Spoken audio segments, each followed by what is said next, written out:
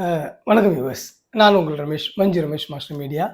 அ அதாவது நம்ம சில இடங்கள்ல பார்த்தீங்கன்னா, போய் மாட்டிக்குவோம்.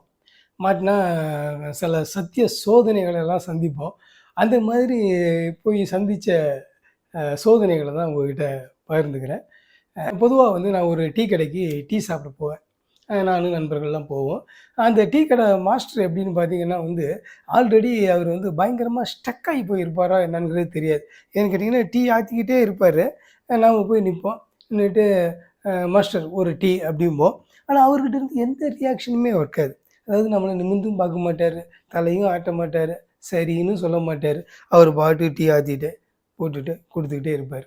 சரி என்னடா அப்படி சொல்லிட்டு நாம என்ன பண்ணுவோம், இவருக்கு கேட்கல போல இருக்கு அப்படின்னு நினச்சிட்டு, மாஸ்டர் ஒரு டீ மாஸ்டர் அப்படிம்போம்.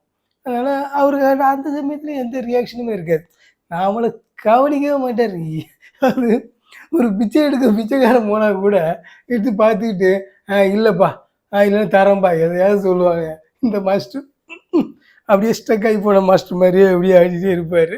சரின்ட்டு என்னடா இவரு கேட்கலன்ட்டு மறுபடியும் கொஞ்ச நேரம் கழிச்சு, மறுபடியும் மாஸ்டர் ஒரு டீ மாஸ்டர் அப்படின்னாச்சுன்னா, சார் கேட்குது சார். ஏன் சும்மா சும்மா சொல்லிட்டே இருக்கிறீங்க? போட்டுக்கிட்டு தானே இருக்கிறேன் அப்படிம்பாரு. ஓ! கேட்குதுங்கிறது உனக்குயா? உனக்கு கேட்டுச்சான்னு எனக்கு எப்படியா தெரியும்? ஏதாவது ஒரு ரியாக்ஷன் குடுத்தா தானே தெரியும். ஒண்ணுலே நிமிர்ந்து பார்த்து தலையாட்டணும். இல்ல கேட்டுச்சுன்னு சொல்லணும்.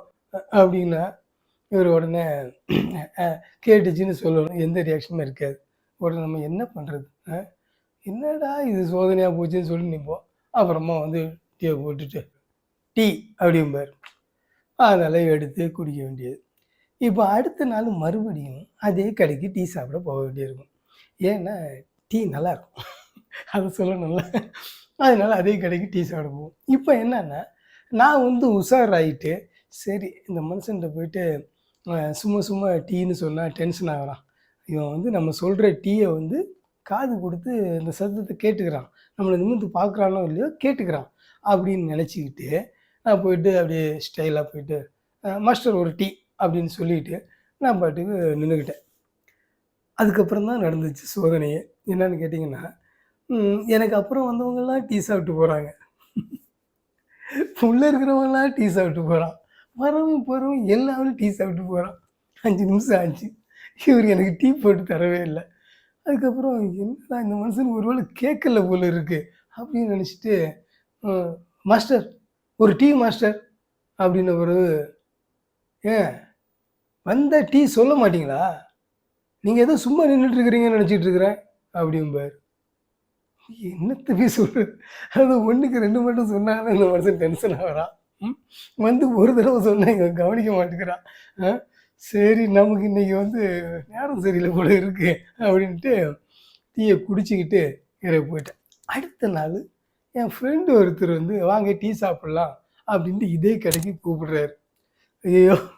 நான் இந்த கடைக்கு டீ சாப்பிட வரல பிரதர் அப்படின்னு. ஏம்மா டீ நல்லா இல்லையா? அப்படின்னாப்புல. ஏங்க டீ எல்லாம் நல்லாதாங்க இருக்குது. அந்த மாஸ்டர்ட்ட டீ சொல்றதுக்கு தாங்க பெரிய போராட்டமா இருக்கு அப்படின்னு. இந்த மாதிரியும் சில டீ கடைகள் வந்து மாட்டிக்கும். இதை போல இன்னொரு சோதனையில உங்கள நான் சந்திக்கிறேன்.